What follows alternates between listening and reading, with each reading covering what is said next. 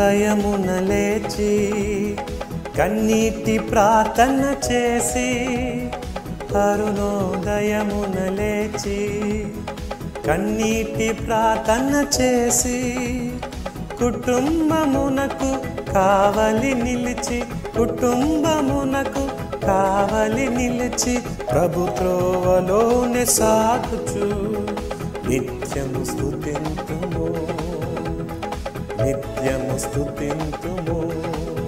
దేవా మా కుటుంబము నిత్యము నీ సన్నిధిలో నిలుపుము. ఆశీర్వదించబడిన కుటుంబము ఏ విధంగా ఉంటుందో 128వ కీర్తనలో మనం చూస్తాం. ఆశీర్వదించబడిన కుటుంబములో భర్త యెహోవా యందు భయభక్తులు కలిగి ఆయన త్రోవలో నడుస్తూ ఉంటే తన వెనకాల తన భార్య కూడా నడుస్తుంది. చాలాసార్లు పురుషులు భక్తి విషయంలో అశ్రద్ధ కలిగి ఉండటం వలన కుటుంబాల్లో ఆధ్యాత్మిక క్రమశిక్షణ లేని వారు అవుతున్నారు. చాలా మంది ఏమనుకుంటారంటే భర్తకి భక్తితో సంబంధం లేదు, భక్తి భార్యే చెయ్యాలి లేక స్త్రీయే చెయ్యాలి అనుకుంటారు.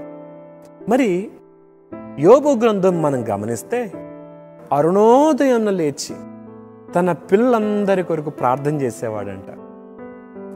ఇస్సాకు కూడా ప్రార్థన చేశాడని బైబిల్ గ్రంథంలో మనం చూస్తాం. అతడు పొలములో ధ్యానింప బయలు వెళ్ళానన్న మాట కూడా మనం చూస్తాం. ఇలా చాలా మంది పురుషులు దేవునితో సత్సంబంధాన్ని, చక్కని సహవాసాన్ని కలిగి ఉన్నారు. దేవుని యందు భయభక్తుల వారిని దేవుడు ఆశ్రయించే విధానం తన కష్టార్జితం ఆశ్రయించబడుతుంది. రెండవది, నీ లోగిట నీ భార్య, నీ వెలుపల కాదు, నీ లోగిట నీ భార్య ఫలించు ద్రాక్షవల్లి వలె ఉంటుందని మనం వింటున్నాం.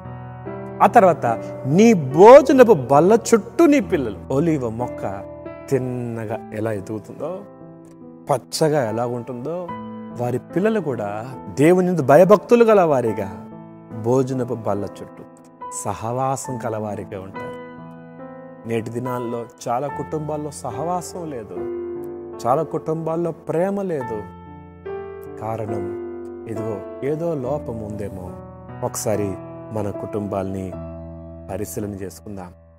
4వ వచనంలో మనం చూస్తాం, యెహోవా యందు భయభక్తులు గల వారు ఇలాగు ఆశీర్వదింపబడతారు. మన కుటుంబాలు ఎలాగున్నాయి? ప్రార్థించే గృహాలుగా ఉన్నాయా? దేవుని సన్నిధిలో కనిపెట్టుకునే గృహాలుగా ఉన్నాయా? భక్తి స్త్రీకి వదిలేశారా?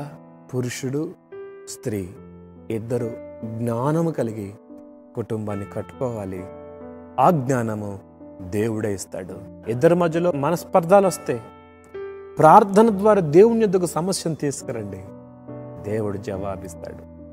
ఈ రోజుల్లో ఎంత సెన్సిటివ్ అయిపోతున్నారంటే కొంచెం కష్టం వస్తే తల్లిగారింటికి వెళ్ళిపోతున్నారు. తల్లులు కూడా ఎలా పెంచుతున్నారంటే సుకుమారంగా బిడ్డల్ని పెంచుతున్నారు. ఒక్క మాటన్నా తట్టుకోకూడదు అన్నట్లుగా పెంచుతున్నారు. కష్టమే తెలియకూడదు అన్నట్టుగా పెంచుతున్నారు. దేవుని వాక్యము ద్వారా కుటుంబాన్ని కట్టుకుంటే ఆ కుటుంబము ఆశ్రయించబడిన కుటుంబం అవుతుంది. సమస్య వస్తే వీరి తల్లిదండ్రులకి వారి తల్లిదండ్రులకు చెప్పుకునేది కాదు. సమస్య వస్తే దేవుని చెప్పుకునే అనుభవం, అలవాటు తల్లిదండ్రులు వారి పిల్లలకు నేర్పించాలి.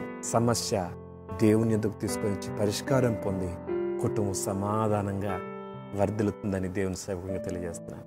ప్రార్థన. మహోన్నతుడా, పెట్టబడిన మాటలు మా హృదయానికి ఫలింపు చేయండి. భక్తి కలిగిన కుటుంబాలుగా మా కుటుంబాలు ఉండాలి.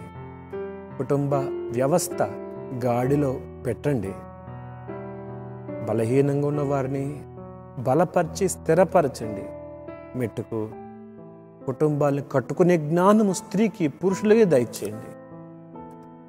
పిల్లల్ని పెంచటం నేర్పించండి. సహాయపడమని యేసు నామములో అడుగుతున్నాం తండ్రి. ఆమేన్.